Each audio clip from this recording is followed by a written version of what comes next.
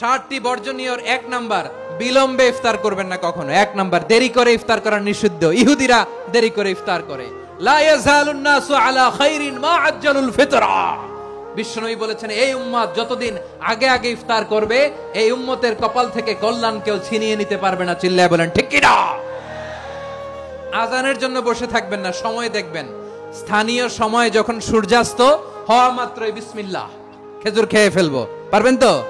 2 number, রমাদানের পবিত্রতা বজায় রাখবো। কোনো তর্ক বিতর্ক অশ্লীলতায় আমরা জড়াবো না, ঝগড়া করবো না, সরাসরিও না, ফেসবুকেও না। করবেন?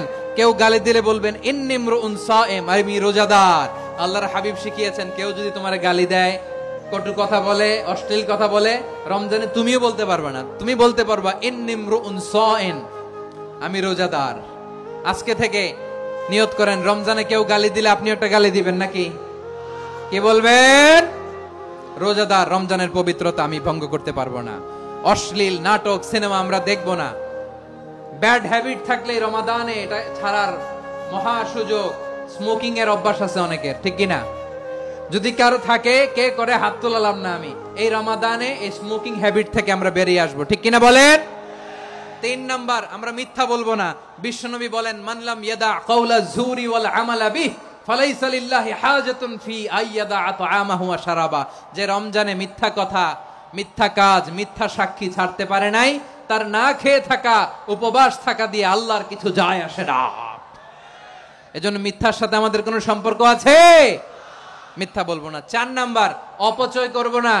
ইন্নাল মুবাযযিরিনা কানু ইখওয়ানা শায়াতিন ওয়া কানা শাইতানু লিরাব্বিহি কাফুরা। অপচয়কারী শয়তানের ভাই। আচ্ছা, যে শয়তানের ভাই, ও নিজেও আরেকটা কি? শয়তান। অপচয় করব না। ইফতারি করতে যে আমরা অনেকে অপচয় করি, এগুলো করবেন আপনারা? না, অপচয় অপব্যয় করব না। 5 নাম্বারে, রিয়া, লোক দেখানো ইবাদত আমরা করব না।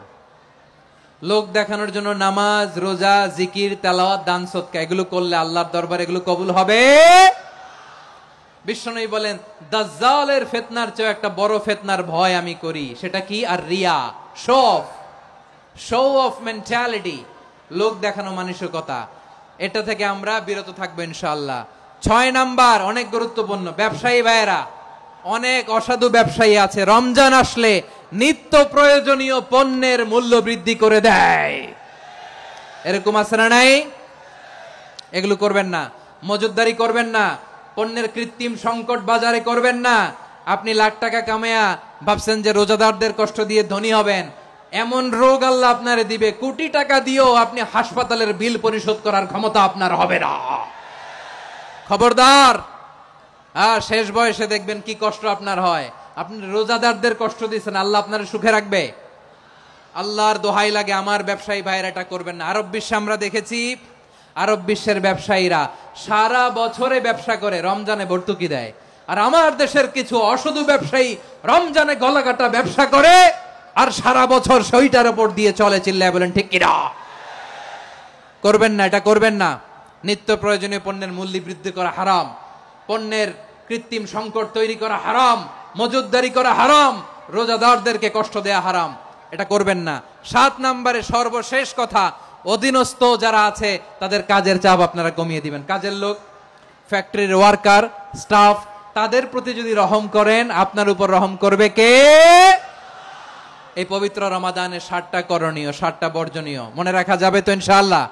রমজানের 7টা করণীয় এবং বর্জনীয় যে আমরা শুনলাম, পালন করার তৌফিক দান করো।